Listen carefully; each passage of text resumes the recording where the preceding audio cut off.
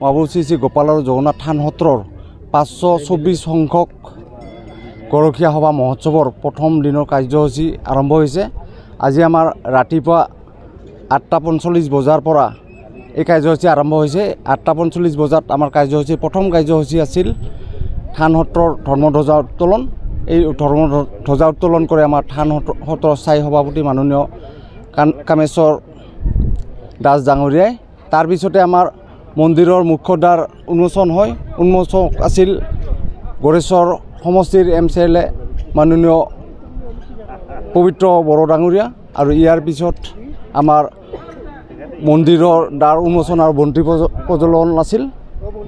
মন্দিৰৰ দ্বাৰ উন্মোচন কৰে মাননীয় উত্তম নাৰ্জাৰীদেৱ আৰু বন্তি প্ৰজ্বলন কৰে মাননীয় দয়াল দাস ডাঙৰীয়াই।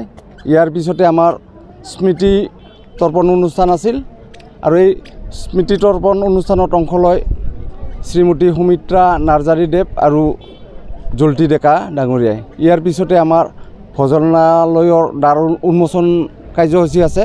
উন্মোচন কৰিছে মাননীয় ভাবিত দাস দেৱে।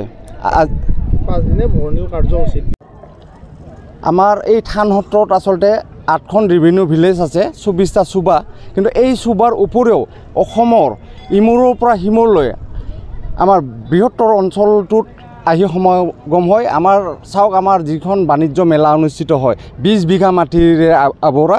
কিন্তু আমাৰ দুৰ্ভাগ্য কি, আমাৰ যিমান বিপণী আহি ইয়াতে দোকান দিব লাগিছিল তাতকৈ 3 গুণ বিপণী আহে, যাৰ ফলত 2 গুণ বিপণী ইয়াৰ পৰা ঠাইৰ অভাৱত যাব লগা হয়। সেইটোৱে আমাৰ মানে ভক্তা সমাগমটো আপুনি চাব, আপোনালোকৰ চেনেলবিলাকে চাব।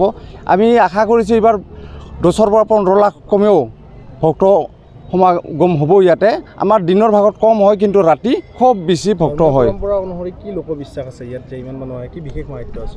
মাহাত্য মানে আমাৰ ইয়াতে আছে, আমাৰ আচলতে যিহেতুকে এইখন গৰখীয়া সভা, এই গৰখীয়া সভাত যদি ঠগী নৈবদ্য আগবঢ়ায় তেখেতসকলৰ মনোবাঞ্ছা পূৰণ হয় বুলি ভক্তসকলে অতি পূৰ্বৰ পৰাই বিশ্বাস কৰি আহিছে, কাৰণে ইমান জনসমাগম ইয়াত হয়। সেইখিনি ইয়াৰ পিছত আমাৰ কাৰ্যসূচী আছে আমাৰ ৰভা মঞ্চ উদ্বোধন। এই ৰভা মঞ্চ উদ্বোধন কৰিব আমাৰ BTCৰ প্ৰধান মাননীয় প্ৰমোদ বড়ো ছাৰদেৱে। আৰু ইয়াৰ আবেলি আছে আমাৰ মহাপুৰুষ গোপাল আৰু জগন্নাথ থান সত্ৰৰ স্থায়ী কিছুমান পৰম্পৰা আছে। সেই পৰম্পৰা অনুযায়ী ওজা ঢুলীয়া নামপাৰ্টি এইবিলাক আমাৰ আছে। আৰু গধূলি আমাৰ সাংস্কৃতিক সন্ধিয়াৰ আমাৰ আজিৰ বিশেষ আকৰ্ষণ হ'ল কি, এইটো একক আধুনিক নৃত্য প্ৰতিযোগিতা ক শাখা আৰু খ শাখাৰ। আজিৰ কাৰ্যসূচী ইমান।